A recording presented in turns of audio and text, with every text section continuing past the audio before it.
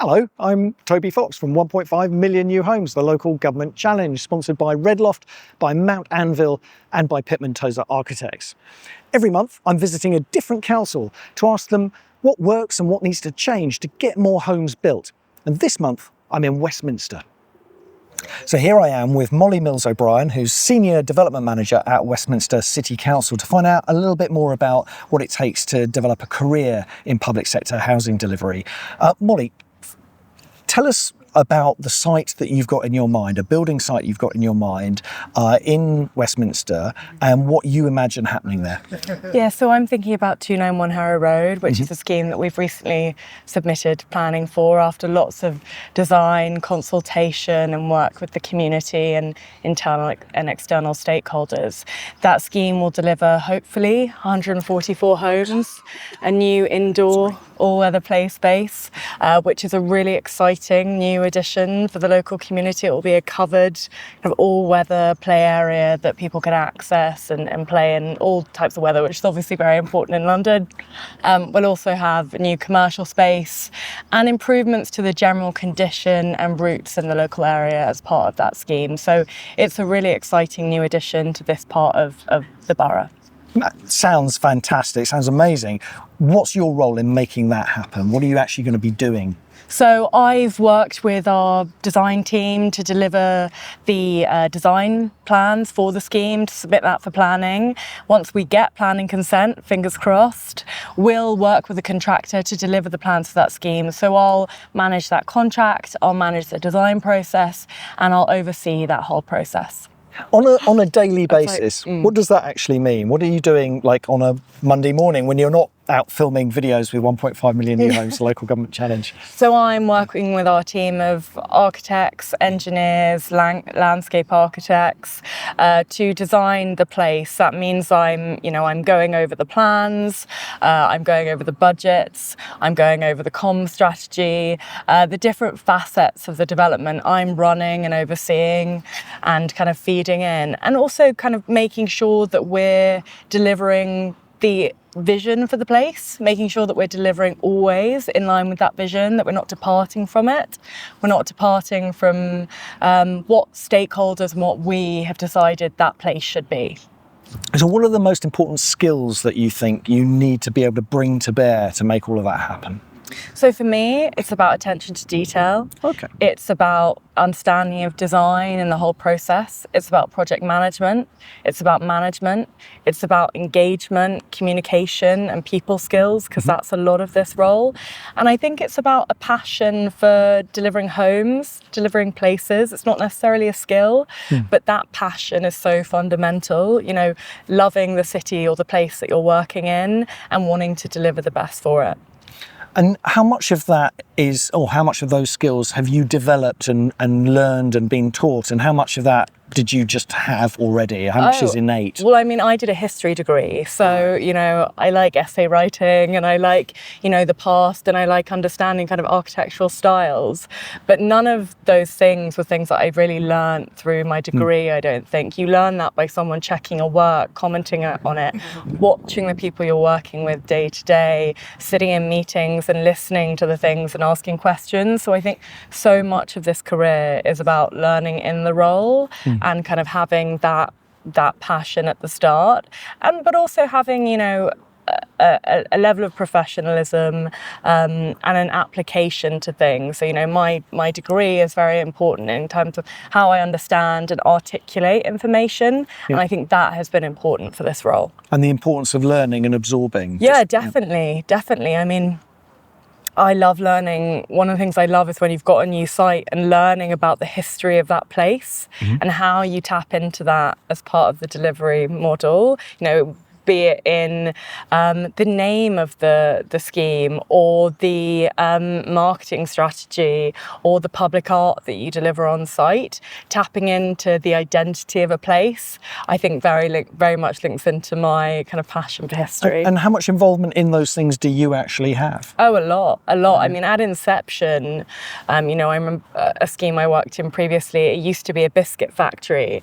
And so it was us understanding that and then working working with the marketing team to devise the strategy, kind of link back into that. But it really does start with the development manager, all of these processes, and you very much own the process and all the different strands that you need to pull into that, be it comms, be it sales and marketing, be it finance, be it architecture. You're kind of managing all the different legs of that process and understanding all of them as well.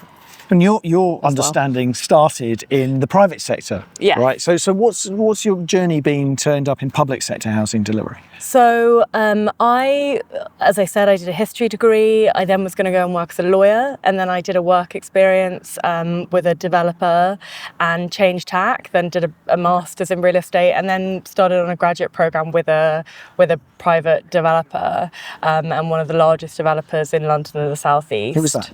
Barclay Group. Yeah.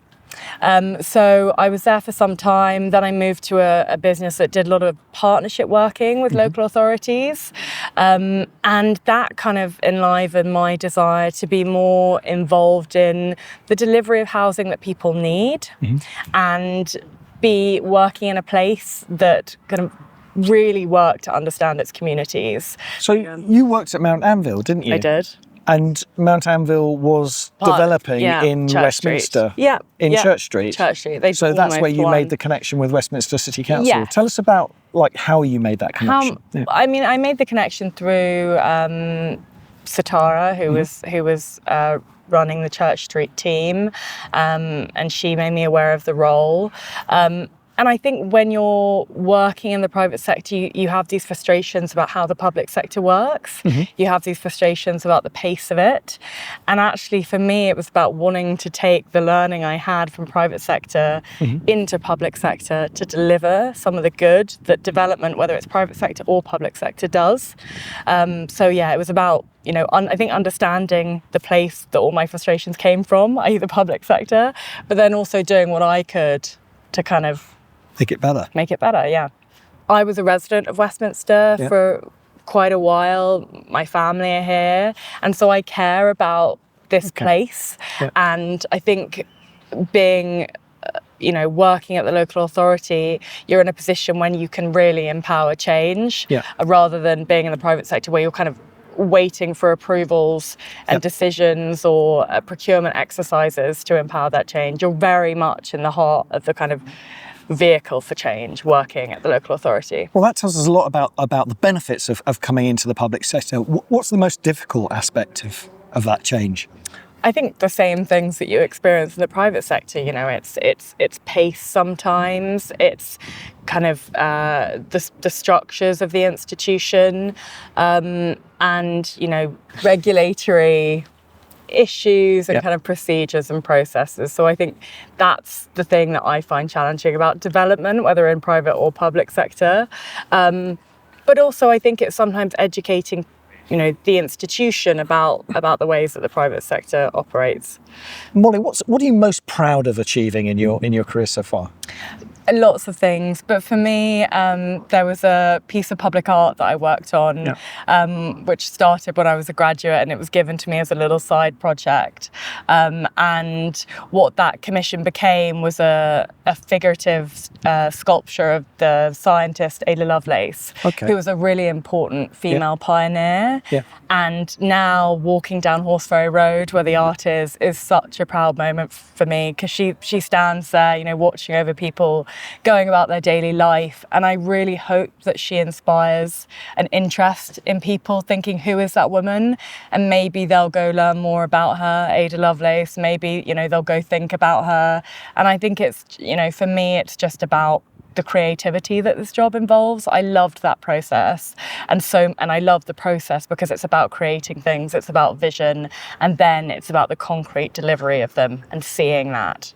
So you get the opportunity to instill some of your values in this place in perpetuity for generations. Very much so. Yeah, very much so. So what would your advice be from your perspective as someone who's worked in the private and public sector on development? What's your advice to a future housing leader or someone who hasn't yet even decided what their career is going to be?